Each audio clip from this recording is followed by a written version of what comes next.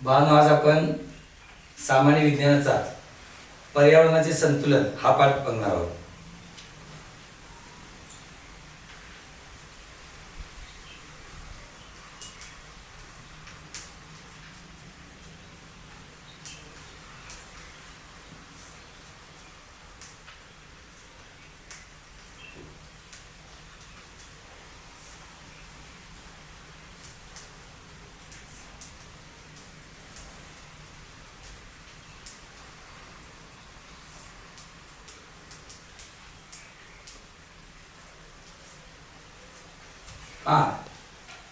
तर तुमच्यामध्ये कोण सांगेल का पर्यावरण म्हणजे काय?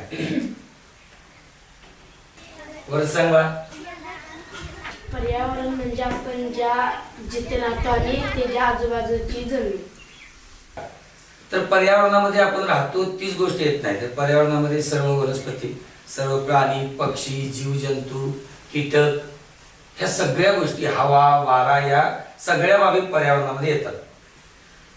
प्लास्टिकच्या पिशवीमध्ये आपण राहिलेलं अन्न कधी कधी ठेवतोय आणि ती फेकून येते कुठेही रस्त्यावर वगैरे, आणि ती जर प्लास्टिकची पिशवी एखाद्या गायीनं जर खाल्ली, त्यातलं अन्न त्या पिशवीसह खाल्लं, तर त्याच्या पोटामध्ये जर ती पिशवी गेली, तर ती पिशवी जर पोटातच राहिली तर मात्र ती गाय दगावू शकते. म्हणजे ती गाय दगावली, तिचा जीव गेला, याला कारणीभूत तो पिशवी टाकणारा व्यक्ती असणार आहे.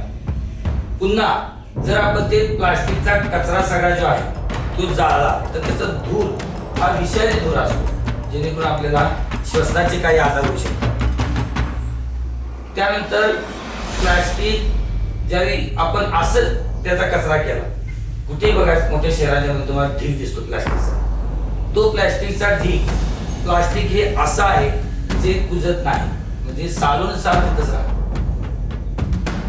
बांधू झाडाला जसं अजगर विळका घालून बसतं, तो विळका ठराविक दिवसानंतर निघतो त्याचा, पण त्या प्लास्टिकनं जगाला विळका घातलेला आहे, तो विळका मात्र सहजासहजी निघणार नाही.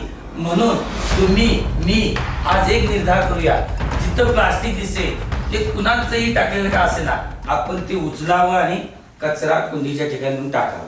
एवढं काम आपण सर्वांनी करायचं आहे. तर तुम्ही कराल ना?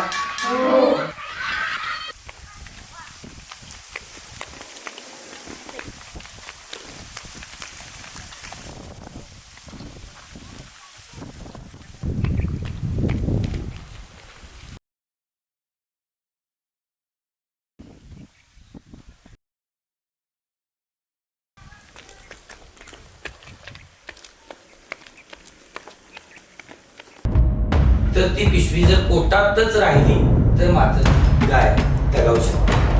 म्हणजे ती गाय दगावली तर जीव गेला, याला कारणीभूत तो पिशवी टाकणारा व्यक्ती असणार आहे.